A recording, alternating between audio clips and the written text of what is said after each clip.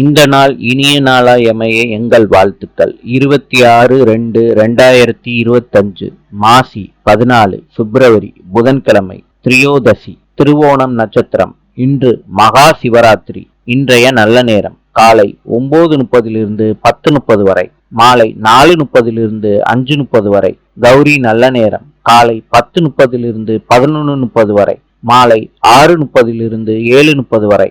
ராவு காலம் காலை 12 மணியிலிருந்து 1:30 வரை. யமகண்டம் காலை 7:30 9 மணி வரை.